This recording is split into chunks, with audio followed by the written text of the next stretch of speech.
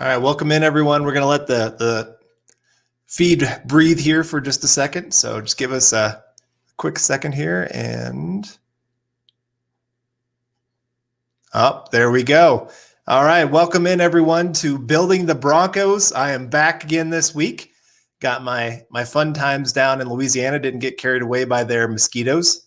Man, those things are huge. I can't even, it still gives me nightmares thinking of those things, but I'm back, so I'm excited. Unfortunately, no Broncos game happened in between the last time that I was on the show and now. It's kind of crazy. The Broncos have had just the weirdest things happen. Everybody already knows about all that. But anyway, Nick, welcome in, buddy. How you doing? I'm doing pretty well. I'd like to apologize in advance for if there's any background noise of the unit that I moved into. They cut the yard in half and are building new housing units in that yard. So there's a lot of banging going on and some joyful singing, which I won't fault them for, outside working a little bit in the rain. And also I think we're in a gale warning right now. So can't escape the weather talk, Carl. Can't escape it. From Midwest to the Northwest. We're still going to keep that segment in here. But doing pretty well. Went on a pretty epic hike this weekend as well. It snowed and we were up to our knees in snow crossing a mountain pass, which was, I felt like Gandalf in the Fellowship of the Ring with like Saruman's voice in the distance. Yeah. But not to get too nerdy here, we're going to talk a little bit of football now. We gotta get some cool guy jock points going now after talking Lord of the Rings and stuff. You're talking about the construction guys outside. You got the outfit, man. Were you out there helping them? Oh no, man! This is more of that Paul Bunyan look going on right now, the lumberjack. But I just got in. I was telling John while you were gone there for a second that you should have been joining me with my crew because I had chainsaws going left and right. I don't know why they trusted me with one of those things, but they did, and so I got to go around cutting up trees, and it was a good time. So yeah, you would fit in perfect, man. Well, that's good to hear, but there's a reason I went into academia, manual labor. So these are soft hands, baby. These are so soft. Other than the violin calluses. Now we're getting way too nerdy. But guys, today's live stream podcast is brought to you by sportsbetting.com. Broncos country gambling is now legal in the great state of Colorado. And here's what makes sportsbetting.com a no-brainer for all sports fans. They have sharp odds and low juice. They have in-house bookmakers, and they're not a third-party provider of odds and reduced juices. That they have the best prices, hassle-free bonuses with a one-time rollover, which means the bonus money is yours after you bet it just one time. They have 24/7 live customer support, which, always a real person answering you. It doesn't get better than that. And here's the kicker. At sportsbetting.com/Mile High Huddle, you can get a 100% risk-free week of sports betting up to $500. Not just one bet, but every single one of your bets. Play for a week, and if your losses exceed your winnings at the end of the week, sportsbetting.com/Mile High Huddle will cover 100% of the difference, up to $500 with a one-time rollover. So head on over to sports betting at www.sportsbetting.com/Mile High Huddle. Again, that's www.sportsbetting.com/Mile High Huddle and capitalize on a risk-free week of sports betting up to $500. What are you waiting for? You got nothing to lose. So I guess unless you gamble over $500, but if that at that point, we got to talk. So anyway, bringing it back here, speaking of what's going on in the real world, Broncos didn't have a game this week. And I think that's probably that's not the theme of today's episode, show, whatever you want to call it. But I don't think we can start the show without saying Broncos got a little bit screwed. I guess there's no other way to put it. I feel for the players because it's already such a tedious season, given everything they have to go through, but now they don't even get that week off. Maybe that's the best. Maybe they need that week of conditioning and in the trainer's room and whatnot. But mentally, I think that's a bummer. And I definitely agree with Vic Fangio, in the grand scheme of the universe and the suffering that's going on due to everything in the world, that's small potatoes. But it's still a factor and something we have to talk about. Right. It is. And I think coaches-wise, the coaches probably have to be halfway happy because sometimes that week off is when players go and do some pretty stupid things. Yes, they like to go. And especially in this time where you don't want players going out and socializing and things like that, maybe not going out for a week ends up helping the Broncos in the long run. We'll see how other teams handle their bye week and things like that. But beyond that, it also helps that now we get, hopefully, 12 games with Drew Lock and Phillip Lindsay and AJ Boye maybe. We'll see. Noah Fant coming back possibly. yeah, we'll see. But maybe they can get a couple guys healthy, so that could make a huge difference as the season plays out.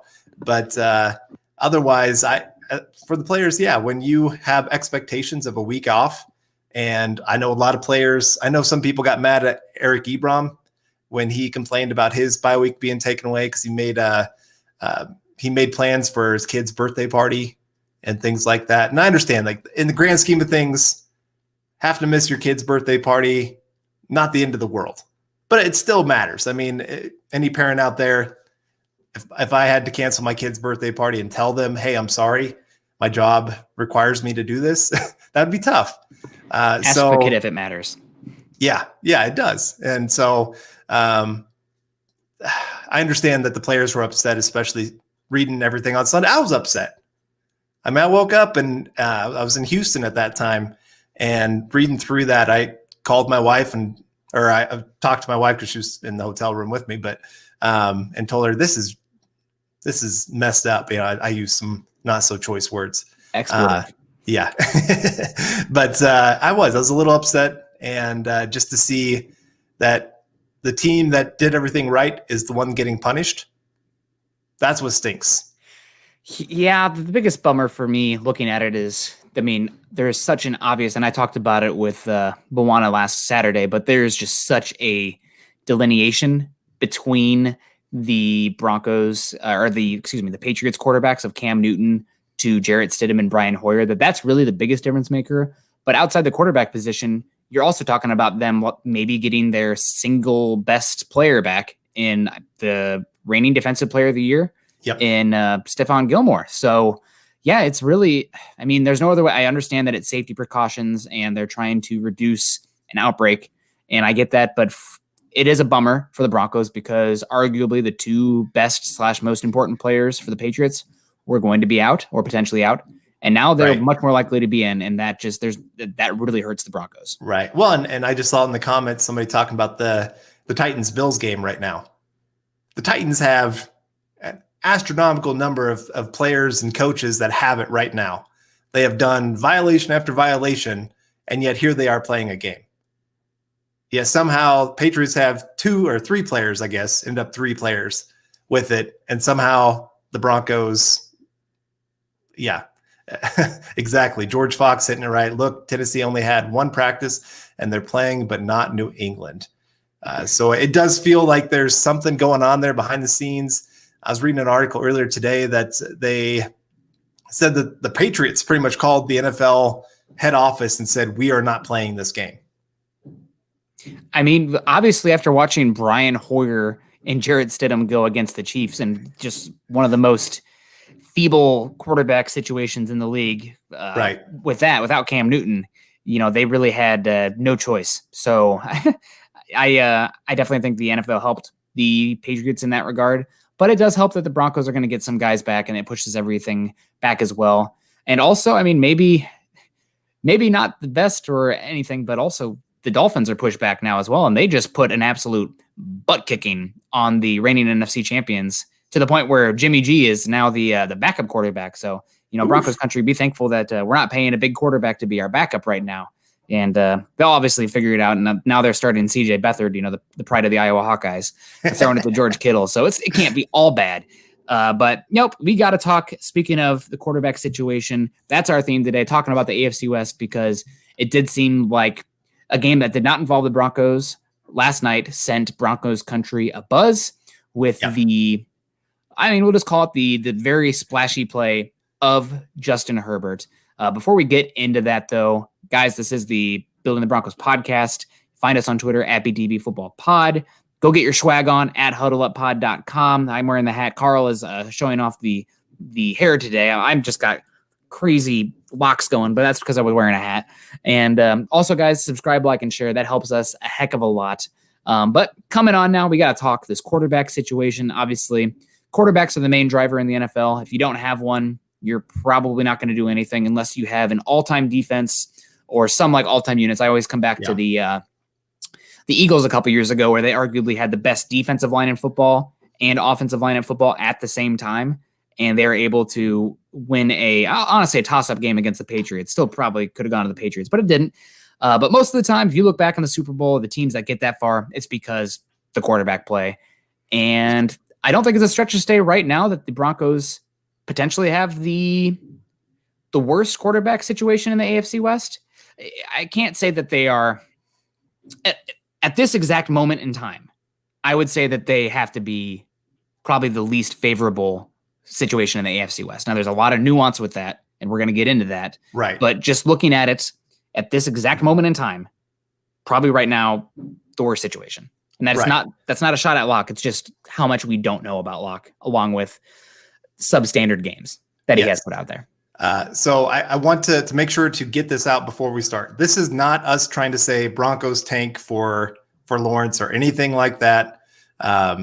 We're not trying to say Broncos have to take a quarterback next draft.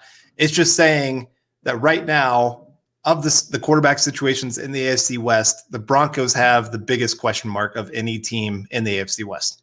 And yes, Herbert has not proven that he is a long time going to be a top 10 quarterback in the league. He has not done that yet. But right now you have to look at it as they have 5 years of control. He has 0 injuries in the NFL.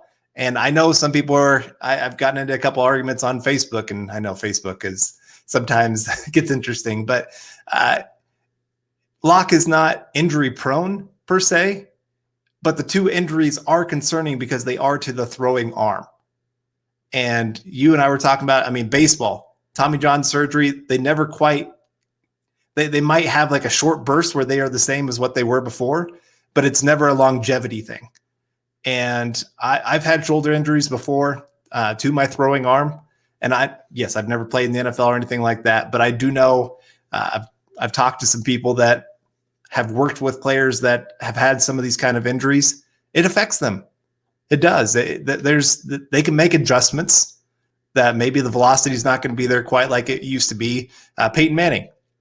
He was one that showed you don't have to have incredible velocity to be a great quarterback, but he had a great mind to compensate for it.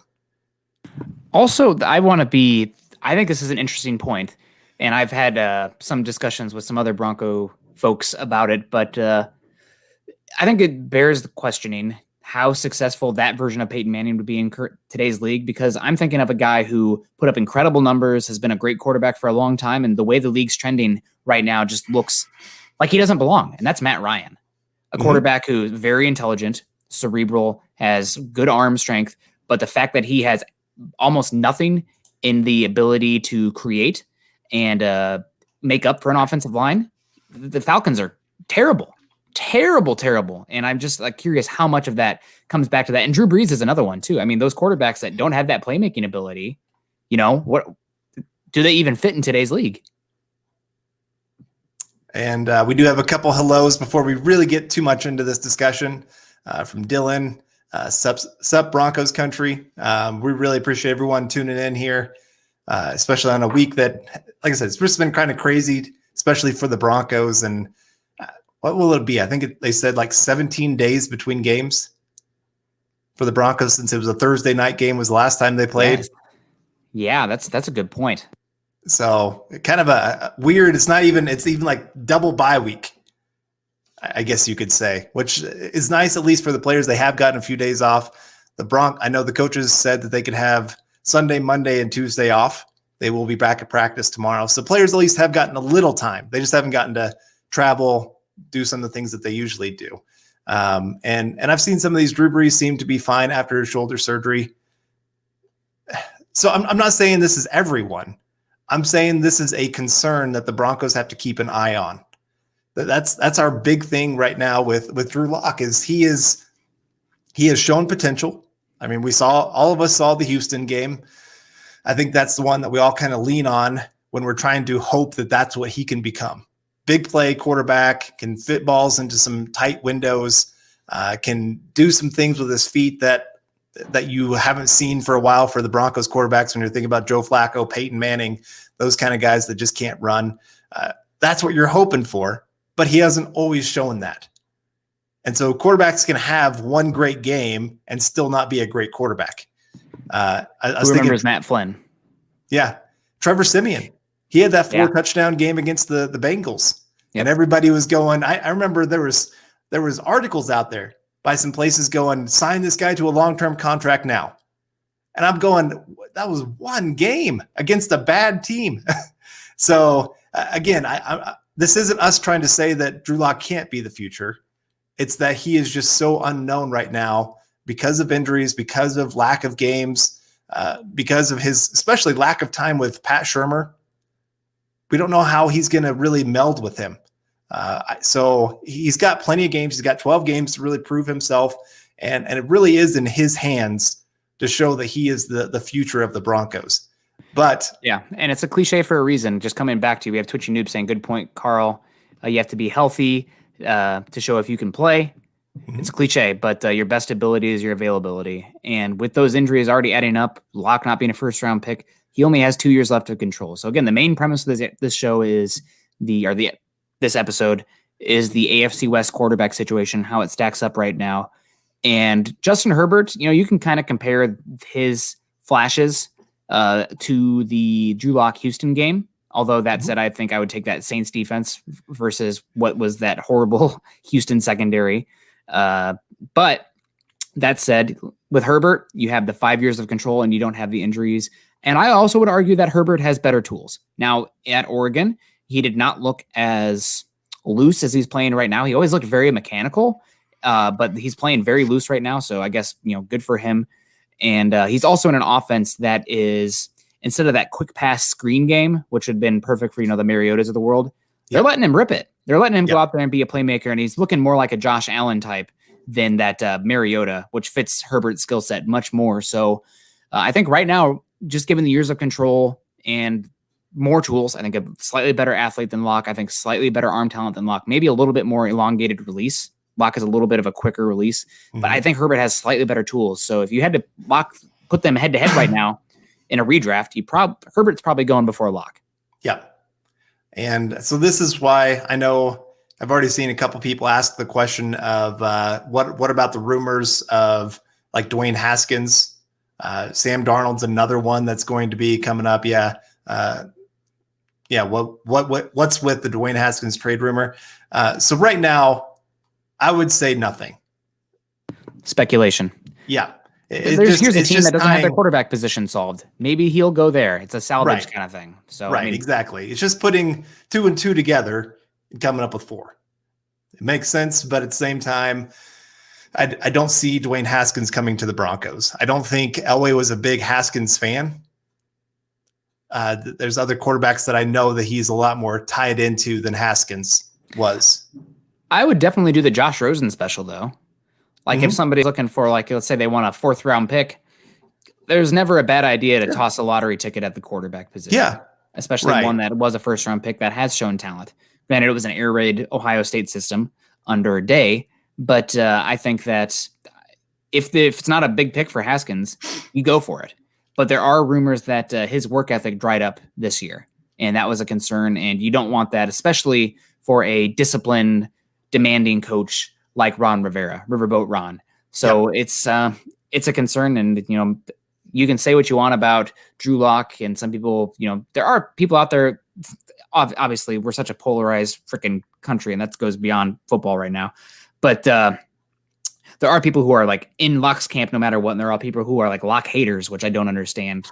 Most people I think are in the middle, but it's the outspoken ones here. Right, yeah.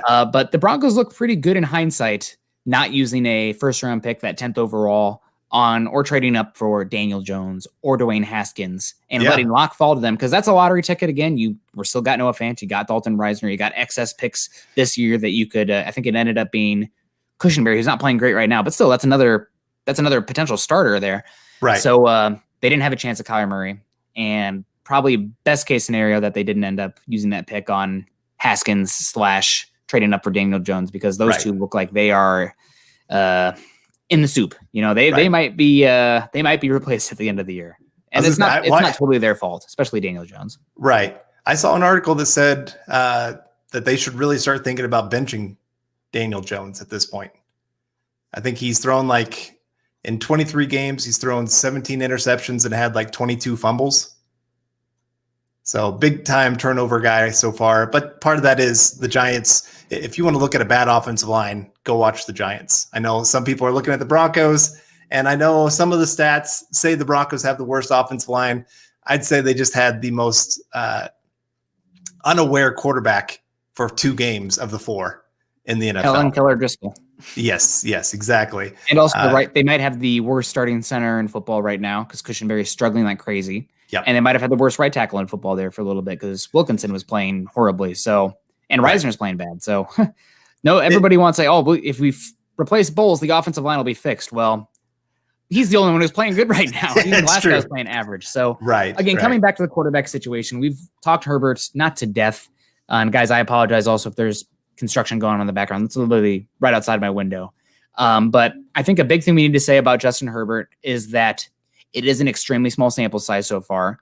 And we are evaluating the traits, not the stats, not the outcome of the game. Quarterback wins is not a stat, despite what some of the talking heads will say. But Herbert's look good. I don't want to crown him yet. We're going to see what it looks like when teams get more tape on him, but he definitely belongs. I think the more obvious, and I don't think we have to spend much time on Patrick Mahomes. He's obviously not only the best quarterback in the division, but he's probably the most valuable quarterback in football. Russell Wilson's playing better than him right now. But if you're talking longevity, long-term, Patrick Mahomes, it's got to be Patrick Mahomes. Maybe you can make an argument for Kyler Murray or Lamar Jackson, but I would say that you're wrong. The real one is that it's Derek Carr. Derek Carr versus Drew Lock, and that's much more of a perspective of your time period. If you're talking 2020, it's probably got to be Derek Carr. He's playing solid football right now. I mean, we saw what happened Sunday, and gosh, I know that people will look at, again, box score scouts. I know people will look at the stats of Henry Ruggs so far, but if you watch the tape, you can see Henry Ruggs' impact. It's pretty much what we were saying all year leading up to the draft. He's opening up a bunch. He's vacuuming up coverage, and things are open underneath. I mean, Darren Waller, when he gets a big contract, he needs to buy Henry Ruggs dinner for a month because he's the straw that stirs the drink right now. But I think in just 2020, if you're talking right now, Derek Carr is probably a competent QB. It's probably the most likely projection for Drew Lock as well, that Derek Carr level quarterback. Yeah, he could be better. I mean, it's mostly unknown, but I think that's the most likely projection. And if we're talking long-term, I'd take Lock. But right now, it probably Carr. You got probably Carr. 2020, he's showing that he has great command of that offense. He feels very comfortable with what they're doing. He's finally got some weapons. He had Waller last year and nothing really much else at the wide receiver position. And so this year he's got a couple more pieces that they've added up, like you said, with Henry Ruggs. He was never going to be a guy that was going to catch 10 passes a game. We on this show, we've talked about that. He was always going to be maybe that 2 catch, but he could have 120 yards on those 2 catches and 1 big play. But it was even beyond that of how he opened things up for everybody else. That's why the top 3 wide receivers, each of them brought something different to the table. And it's why you could plug them into different offenses and still find great success, and their stats are going to be different. I'm happy with Jerry Jeudy, don't get me wrong, but Henry Ruggs is showing that he is a big-time impact player. I want to see if he can stay healthy long-term. That's one thing that's always going to be an issue with him. But yeah, Derek Carr, he's playing his best football since his what year was it? 2016, 17? It was the year that he was hurt and the Texans beat him. Yep. But he was playing as a top 10 quarterback that season. I would put some of that on having great weapons and also the best offensive line in football that year. But he also played great. He's finally kind of gotten back to some of that. Feels like he and John Gruden have finally gotten on the same page. So it's starting to get there. But before we keep going in that conversation, did want to get to Duke's super chat here. Really appreciate that. Interesting picture. Keep up the great work, guys. We all appreciate you. Hashtag the beards of knowledge. So I see you got a little something coming in there. I saw the Night King when I was on my hike this weekend with all the snow. Didn't raise anybody dead. Yeah, no, I ran the other way. I fight or flight, I'm flying on that one. But yeah, no, the quarterback situation with Broncos, I think it's now important to pivot specifically to the Broncos. Yep. And what do we need to expect from Drew Lock? I do think that somebody made a point earlier, maybe it was Dylan, about the Broncos probably not being in the Trevor Lawrence sweepstakes after beating the Jets. And I think that's probably true because, man, there are some really, really bad football teams out there right now. And I think even though the Broncos are really injured, they just have too much talent. But, never say never. Things can snowball quickly. It was Dylan. But we will see what happens. But it really comes down to Drew Lock. In the end, people are going to talk about the quarterback or not the quarterback position because it's really the make or break for the entire team. If you don't have that guy, you're not going anywhere. But I think that the quarterback position, as it pertains to Drew Lock, he's going to have final say because how he plays not only has an impact to how the team perceives him in the direction of him, but it also has direct impact to where the Broncos are picking and what quality level of quarterbacks they're going to have access to.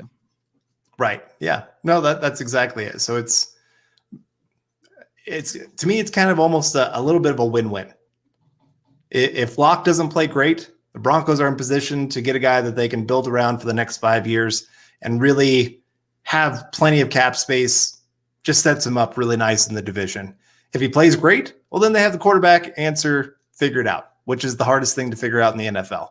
So either way, it can work out. I just hope we don't find that middle spot. Where we're still kind of going, okay, he played good enough and we're not in a position to get those guys, but there's still a lot of question marks about his game.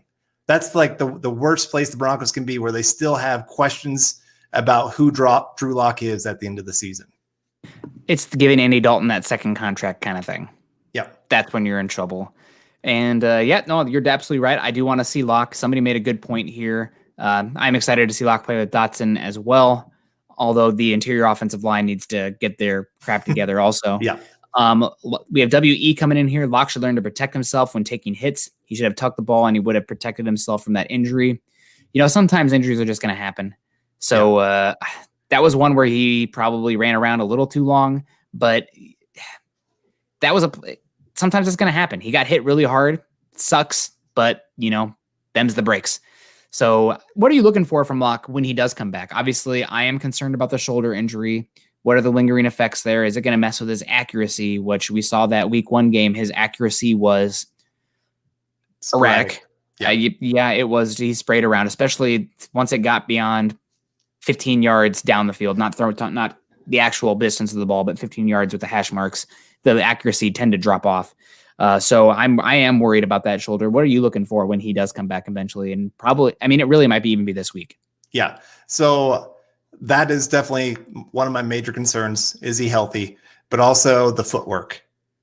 It seemed like as the year went on last year, the footwork got worse.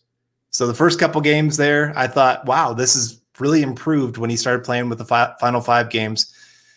And it seemed like he started trying to do a little too much and started going back to some of his old habits as he took a few more hits. And then to start this season, there against Tennessee, he was throwing off his back foot a lot more than I had ever liked to see him do, especially on those deep throws. A lot of those were off the back foot. And you could see the accuracy was definitely impacted, and he just wasn't quite where he needed to be. And I wonder if a little bit, because I know we obviously got the training camp reports and things like that. There were a lot of days that sounded like he was running for his life. Even though he wasn't taking hits, I wonder if that kind of built in him that I can't trust my offensive line to hold up. And this is something coming back to Locke that I was concerned about with his overall draft profile, where I thought that if his tackle play wasn't spectacular, I thought he could live. I really did. He had the ability to escape the pocket, make some things happen. But when the interior offensive line struggled, Locke fell apart. The accuracy fell apart. He would literally throw off his back foot and yell Kobe off throws. And sometimes, especially within 5 to 10 yards, he can hit those throws. But when it's beyond that, it really is some accuracy. And when he's feeling that pressure from the interior, because the interior offensive line is struggling, then you're going to start to see him, at least at Missouri, you started to see him throw off his back foot when there was no pressure, or he would move in the pocket when it would make no sense to move in the pocket. So, or he would ditch clean pockets. So that was something that I thought, as long as the interior offensive line was solid, which I thought with Munchak it would be, the addition of Reisner, Glasgow being in there, I thought that wasn't going to be an issue for the Broncos. But the interior offensive line has been getting their butt absolutely handed to them so far this season. Glasgow's been, I think, average, but other than that, it's been left guard, center, right tackle have been D's or F's that level of play. So exactly. I am concerned about Locke. You hit the nail on the head with the weird abbreviated offseason, but it's going to be an issue until that interior offensive line's fixed. And it's not completely his fault, but also circling it back to the Matt Ryan conversation, if the quarterback is not great, oh, bless you, Carl. If the quarterback is not good as far as creating outside of structure and making sure that good to see Chad coming in and making sure that they are a little bit independent of the pass blocking, it's going to be an issue in today's NFL. It's just as simple as that. You have to have a quarterback who can perform somewhat independently of the offensive line. And I think the other thing is just learning when it's a good time to do that and when not to, such as there against Pittsburgh. That sack he took, or that hit he took, he was already feeling pressure. He's already going down. He's trying to do too much, and he's got his arm extended out there. There's just times you have to know. I mean, Peyton Manning was great at it. He sometimes would do the self-sack. He's like, there's nothing here. Why even worry about taking the hit? And I know some people, that irritated them. To me, I'm going, that's great. I'm sorry. If it ruins one drive, that's fine by me if it doesn't ruin the entire season. Locke, sometimes he just wants to be the hero, and I do worry when he knows he has a 12-game window that he's going to continue to try to do too much. The pressure is going to be there beyond what it should be.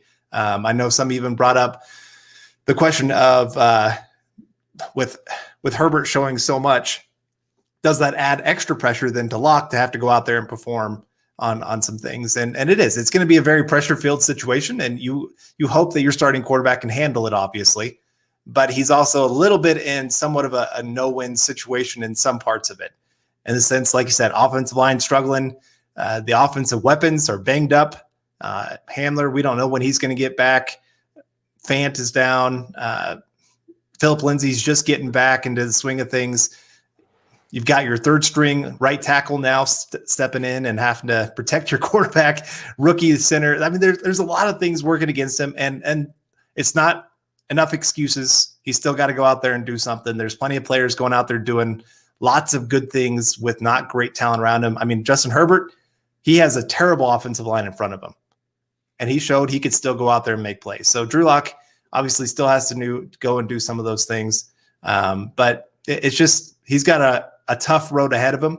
I'm cheering for the guy. I like him. I like his personality. I think he could be a great fit for the Broncos moving forward, but it's still, you got to learn when you got to move on. I mean, Broncos made that mistake with Paxton Lynch. They saw early on, this guy is not a hard worker. He's not smart, and he's not really building chemistry with teammates and, winning in the locker room, anything like that. And yet they still gave him 3 years to prove that he could be the guy. And I want to come back to that point in the fact that the Broncos had Paxton Lynch, a player that they still had some hopes on, completely took him out of the running for that 2017 quarterback class, right? And looking back, that's all the lesson you need to learn. Broncos, they had Paxton Lynch. So guess what? I'm not considering Deshaun Watson. I'm not considering Paxton or Patrick Mahomes. Yeah. So you have to evaluate. If you don't know if your guy is the guy, which at this point, anybody who says they know Locke is the guy is either biased beyond logic or just, trolling. You have to be able to look at your options and question, do we know that's the guy? Well, is there a guy that potentially could be better available? So if there's any lesson to learn from that 2017 draft with, the 2016 draft, 2017, it was the Garrett Bowles one. Yeah. So they took Paxton Lynch 2017 draft. Yeah. It's that even if you have a guy that you're not sure about, you don't have the guy yet. So you have to at least consider it. Right. And I also want to come back. This is just going to be, let me step up on my pedestal for just a second. It really freaking pisses me off that there are so many people, especially doing what we do, that are so polarized one way or the other. Why does anybody have to make up their goddamn mind yet when we have more games left of Drew Lock? I don't understand. I mean, at this point, we can talk about the hypotheticals. And if the Broncos are picking top 5 and lock struggles, then yes, we're going to have that conversation. But to be all in one way or the other at this point, when we still have so many games left and have no idea where we're going to be picking, we don't even know if Trevor Lawrence is going to come out, or Justin Fields or Trey Lance. So why are people already planting their flag in the ground when there's going to be more data available to make a better decision? I understand that it's daytime talk radio kind of stuff, and also fans can be a little bit polarized with that stuff, but I just think that's so freaking stupid, and that bothers me so much. Yeah. There's no reason. We have 12 games. Don't do it. Right. So Mr. Boggins, I like what he has to say here. Locke's biggest issues is 1, pocket presence, footwork. 2, safety reads. Yes, there's plenty of times I think he trusts his arm a little too much, thinking he can beat the safety to the corner, and it has cost him a couple interceptions. And just understanding a little bit some of those throws. There's guys going to be moving pretty quick. He's got to read a little bit better on some of that. Throwing off his back foot, we already talked about that. Lack of touch passes. Some of those deep passes, you saw him just rocket it and didn't really – I mean, that's the thing. The guys that are great at the deep ball, they give the most room for the wide receiver to go and make the play. Bucket throws. Yep. You can have arm talent, but if you can't, that's the Aaron Rodgers, man. They have like the little netting 60 yards down the field, and you see him opposite end of the field, toss it in there and do the championship belt thing. Yep. That's that bucket throw. And we just haven't seen that from Locke yet. He has arm talent, but as far as that feathery touch, haven't seen it yet. And I would like to say that your point 1B, which was his footwork, and his touch was 4, and what was number 3? I'm sorry, I think John took it off, but all those things come back to his footwork. Everything comes back to the footwork there. Throwing out the back foot, touch passes, footwork, those are all related. I mean, it's the same with baseball, but I think it all starts with the feet and the base. And if you're not balanced there and you're not doing your job there, then you're going to lose accuracy and you're going to have issues. Yeah. Jeff C coming in here with a super chat. Rippon stood in the pocket better than Locke. He's also thrown 4 interceptions in 5 quarters. And it was the Jets. Yes. So I'm not going to disagree with that. He did stand in the pocket really well, but that's what he does. He doesn't have the athletic ability to get to the edge like Locke does. He's not the athlete that Locke is. He doesn't have the arm that Locke has. And you even saw it in those interceptions where he tried to hit those out routes. Pretty much, if you have Rippon in the game, you take out routes out of your playbook. The only ones you throw out routes to are the tight ends, who are a quicker out and an easier throw. Closer to the middle of the field already. Right, exactly. That's the big thing. I know there's some people that were impressed with some of what Rippon showed. And he had a couple great moments. His touchdown throw to Tim Patrick, that was a great throw in a tight window in a very big moment in the game. But he also had some really bad interceptions that let the Jets stay in that one. That should have been an absolute blowout. There's no way the Jets should have even come close to being in that game. And though they didn't quite end up at the end being in it, but still, his 3 interceptions, 1 taken back for a pick 6 on some bad decisions is why Rippon is just not the future. Now, he could be a future backup, but he's not the future of the Broncos. Yeah. And this is a good point as well. Thank you, Jeff C., for your comment. Dylan's getting it. And this is the thing that I struggle with Drew Lock. And if the Broncos are in a position to, let's say, reshuffle and get 5 years of control on a new quarterback rather than 2 with Drew Lock, it's that Josh Allen is only now really getting it all together. And it could be a thing where the Broncos move on too soon. But at the same time, it's the opposite end where if they stick on somebody too long and they let an opportunity go past them. So you have to weigh it. And I want to say also for Josh Allen, and I think this is a great juxtaposition between Josh Allen and Paxton Lynch. I definitely was a little bit gun shy when it came to Josh Allen because Paxton Lynch failed so hard. But, the tools are great. I mean, Justin Herbert's winning on tools right now. Josh Allen's winning on tools. And Paxton Lynch had tools, no doubt. Good athlete, solid, okay athlete. Kind of like a mediocre low-end tight end level athlete. Yeah. And had arm talent. Granted, it was a pretty elongated release. But if you don't got it between the ears and you don't got it in your ribs, in the rib cage, you're not going to stick around. So you can have all the tools in the world, But if you're not putting in the work and you're not smart and you're not that dude, then it's not going to matter. And I think by listening about Josh Allen, his teammates love him. And also give him hats off to the Bills organization. McDermott and Bean might be the best head coach GM combo in the league right now. But it will be interesting, but that's a good point, Dylan. It would suck to move on and then Locke doesn't be the guy, but you got to be careful. You can fail both ways. You can have success both ways. Yep. That's why there's just so much risk. But you see most NFL teams, if they have an opportunity these days to get that young quarterback, they're going to do that. Yeah. Just like I said, 5 years of control is so big in the NFL today. It's the golden egg from the goose. It just sets your team up for so much success. I mean, the Chiefs just won a Super Bowl. Really, I mean, the Raiders were a top team before Carr got hurt when he was on his rookie contract. And I kept saying the Raiders have to win a Super Bowl on his rookie contract because they're not going to be able to do it once he gets paid. Joe Flacco, they were able to win a Super Bowl while he was on his rookie contract. Got paid. Joe Flacco showed he is not a top 10 quarterback in the NFL.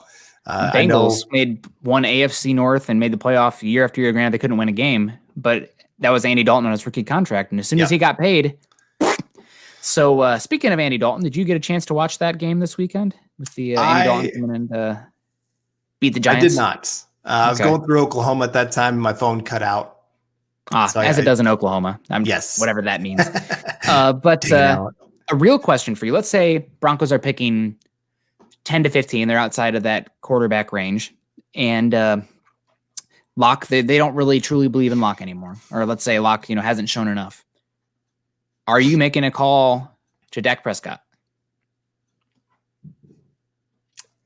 Because you're talking about that quarterback on that rookie contract with a great offense around him right now. He's going to get paid.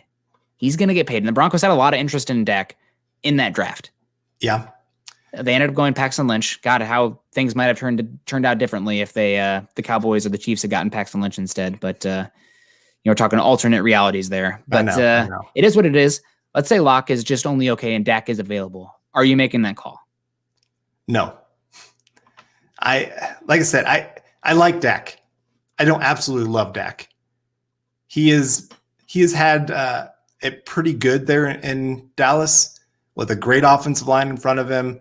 One of the top 3 running backs in football in Ezekiel Elliott. He has had Amari Cooper for the last couple of years here. Obviously got CeeDee Lamb this year, had another wide receiver. What was his name? Michael Gallup has been pretty good. Right.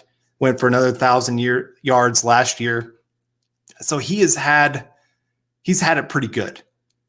Where here in Denver, he's going to have to be more than that for them. He's going to have to be that true face of the franchise. I'm not sure that he was the true face of that franchise. Did you even mention Ezekiel Elliott? I did. Okay. That sounds like he's the point for them. Right. Granted, running backs still don't matter. But he's still a guy that's above replacement value at the running back position. So I would probably rather take a risk at trading for Sam Darnold at that point. Yep. Yeah. And here's a good one here. Rodgers got paid and he still plays. Yep. That's the big question. Where's that line of demarcation? Are you going to be that quarterback that gets paid and you're Derek Carr, Kirk Cousins, Andy Dalton? Or are you going to be that elite guy who gets paid and you're definitely worth it? We're talking about Rodgers is in the top 10 quarterbacks of all time. So you have to find that line and that second contract. If Locke is playing to that Rodgers trend, then hell yeah, pay him. But we're talking, that's a big difference there. But I'd also add, has he won a Super Bowl since he got paid? I feel like, was it his first year of getting paid that they won that Super Bowl in 2011? I don't remember because I typically remember it based on when they're drafted, and because he didn't play right away, I can't right. It's hard to, it is. Yeah. Can't line it up.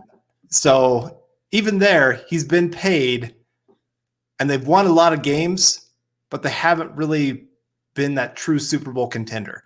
Now you could argue this year they're looking like a top 5 team in football. And Aaron Rodgers looks a lot more like he did a few years ago than he's been playing these last couple. So that's great to see. He's kind of had a fire lit under him. Some of that Jordan Love getting drafted. Kind of like Peyton Manning when he got cut, that kind of lit a fire under that guy to really want to go out there and perform and show the Colts that they made a huge mistake. But I don't know. This is why Tom Brady taking those cheaper contracts made such a difference. Man, if only every NFL quarterback wasn't the actual breadwinner in their family. I know. He was. I told my wife she got a huge raise at work, and I said, "So does that make me the trophy husband now?" And with that beard, yes. So yes, that's I've become the trophy husband. So I get to go have fun like this. I show up at home. Maybe I shouldn't say that. Wearing the apron and but anyway, Carl hasn't worn pants in a week, guys.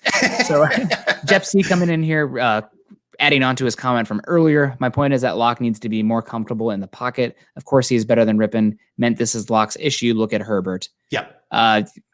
Good point, Jeff. I definitely agree with you there. I think honestly, the biggest thing with Rippon is his pre-snap ability. I think that's the strength that he has above all other quarterbacks the Broncos have right now. The ability to see where that pressure is, know where to go with the ball based on how the front looks in front of him. His problem is when his read is covered, he doesn't have the ability with his arm to get to that second, third, fourth read in time. Yeah, it's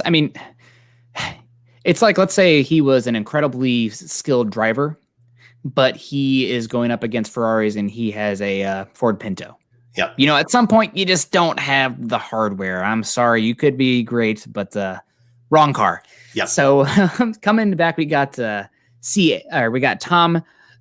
Elagreco coming in from Canada. How you doing, Tom? I noticed even before Drew got injured against Pittsburgh, he was hanging on to the football too long, kind of tunnel vision on one receiver. Your thoughts? Thanks, guys. I think this all comes back to a new system, a very abbreviated offseason, and an offensive line that was struggling outside of the left tackle position. I'm just going to keep saying that because I think it's crazy. Who would have predicted that the Broncos offensive line would fall apart, but Garrett Bowles is playing at a Pro Bowl level?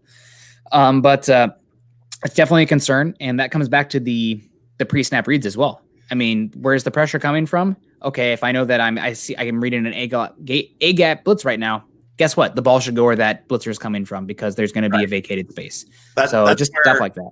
I'm really hoping with him missing these last few weeks, that's what he has focused his time on. Yeah. Getting more comfortable with this offense, just reading through that playbook left and right, getting in Pat Shurmur's ear of what he wants out of him for this offense, looking at his past film there against Tennessee, then a little bit there against Pittsburgh of what am I seeing on the field? What does my footwork look like? That's one thing that I was so impressed with last year is from what he showed in preseason to then what he showed in those last 5 games, you could see some major changes that he worked on. Now he started going back a little bit towards some of these old habits as the 5 games went on, but at least at the beginning, you could tell he was really focused on getting his footwork right, reading the defense in the right way, getting the ball out on time, all those kind of things was a big part of his game early on. And so again, I'm hoping these last few weeks, that's what he's been able to focus on. And we could maybe see a little bit of a renewed Drew Lock when he returns, hopefully this week. Oh, I think you're muted. It's because of the construction, guys. We got Levi Hope coming in here now. The year we drafted Chubb, we could have got a QB. Pride prevented that. Okay, I got you. Pride prevented that. Now we have a young quarterback. I'm not sure Elway will draft one if we need one next year because of pride. I mean, it's possible, but again, we're going to see how Drew Lock plays down the stretch. And it's not even, some people need to understand, it comes back to a lot of these players. Like I've said it about Michael Ojemudia multiple times. You need to understand and evaluate the process instead of the results. Broncos offensive line is struggling. It's a new offense. It's a young offense. The interior offensive line is getting just whooped up right now, and right tackle is struggling. So Locke could be out there playing great, and the results aren't going to be great. So you have to be able to evaluate the actual process around what's going on rather than, Lock threw, let's say 60% completion percentage and 1 touchdown, 1 interception. Well, yeah, it really matters how that came into play. You have to be able to look at the tape and evaluate that to understand the player. Right. And we even said coming into the season, really, if you want to look at the offense, you got to compare what they look like in the first 8 weeks compared to what they look like in the second 8 weeks. Yeah. Because it should show growth as we go about this season with Pat Shurmur and everybody getting more and more comfortable. And with so many young players on the offense, it was always going to take a little bit of time. So I think you did see some of that uncomfortableness there with Locke in that first game and a little bit into Pittsburgh, where just you haven't worked with these players. It's hard to trust them, and especially when you're still getting used to that playbook. That's why the missing the preseason probably hurt the Broncos more than most teams. Yeah. Yep. So obviously we get to see Locke here down the stretch. I'm excited to see what happens for him. He's got 2 years left of control after this year, and he's got tools. He's got arm talent. He's got mobility. He's got that moxie. I mean, it seems like the players love him, so that really matters.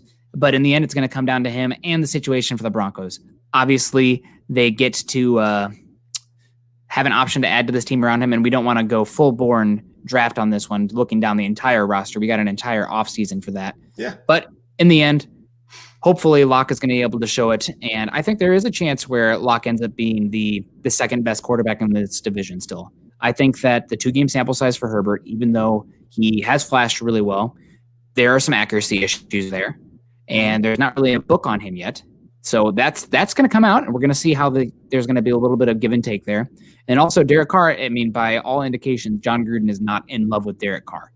So what does that mean? It means Locke could end up being the second best quarterback in this division, and that's enough to win a Super Bowl, because anybody who wants to be Patrick Mahomes is probably pie in the sky.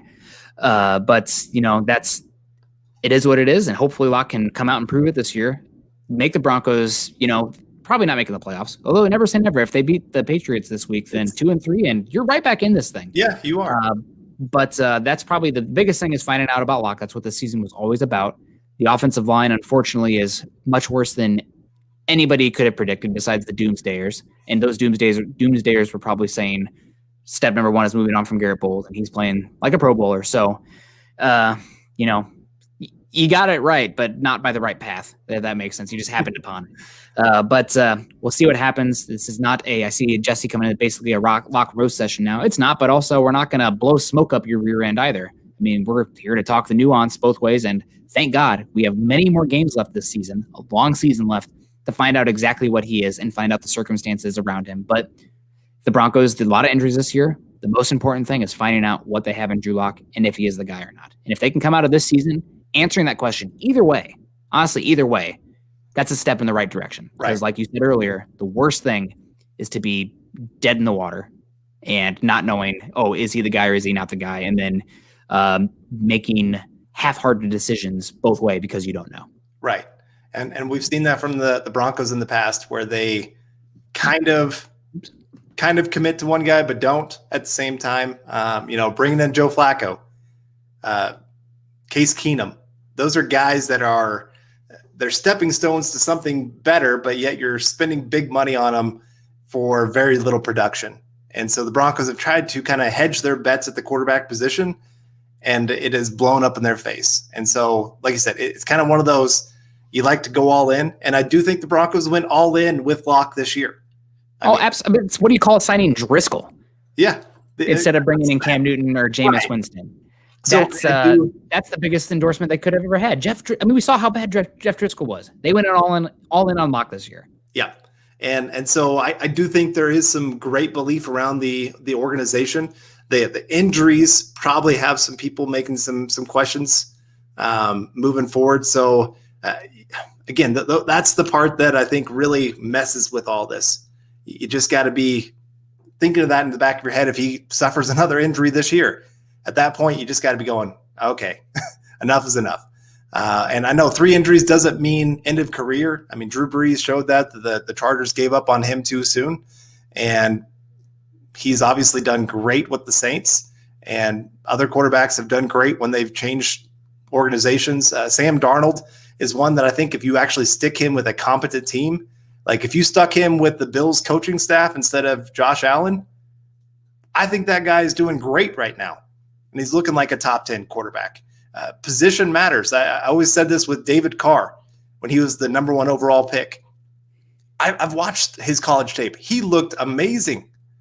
Absolutely like a stud, but Houston had the worst offensive line I think I've ever seen in my lifetime and just destroyed that kid. Yeah. So Chris Hernandez coming in here. Everybody listen to what he has to say. Great shirt there, Chris. Really appreciate seeing that there. Saw a couple other Mile High Huddle shirts in the pics. Love it. Before you go, hashtag click those little thumbs up. Yes, everyone, make sure you do that. And also, real quick, yes, Le'Veon Bell has been released by the Jets. Huh, no way. A team paid a running back. Huh. That's granted, it's the Jets. Face. What?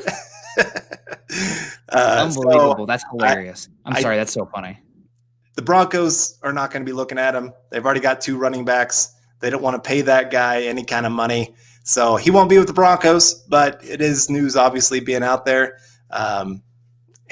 So keep an eye on where he's going to end up. Maybe could work out in his favor. It's one of those, I hate when this happens, that a player complains about their situation, gets cut, and then gets to go to a Super Bowl team. I mean, Emmanuel Sanders kind of did that last year, and it's always kind of rubbed me the wrong way. Like, I still wish well for Emmanuel Sanders because I appreciate what he did with the Broncos, but just that's a terrible way to leave an organization. Speaking to those in the Broncos organization, I don't want to spread rumors, but they were not the most upset to see Sanders go. So we'll leave it at that. But guys, we got to get out of here. When we get too long, it messes with the stream or something. I don't know. Chad has some technical jargon for us to make sure that we don't ramble on too long. But we got to go. Guys, you can find Carl on Twitter at Carl Dumler MHH and myself at Kendell MHH. Make sure you're going over to milehighhuddle.com, which is an affiliate of Sports Illustrated. Go to iTunes, leave us a 5-star rating and a comment. If you're on YouTube, like, subscribe, and share. If you're on Facebook, leave a heart, thumbs up, laughing emoji, whatever you want. Those all can really help us a lot and can help us continue to bring you these Denver Bronco deep dives 7 days a week, which is pretty incredible. You can follow us on Twitter at Mile High Huddle and at BTB Football Pod. For Carl, I'm Nick, wrapping up another episode of the Building the Broncos podcast. We hope you guys have a great one. Hope you enjoyed your guys' bye week as well. And we will see you next Tuesday for another episode of Building the Broncos. As always, though, go Broncos.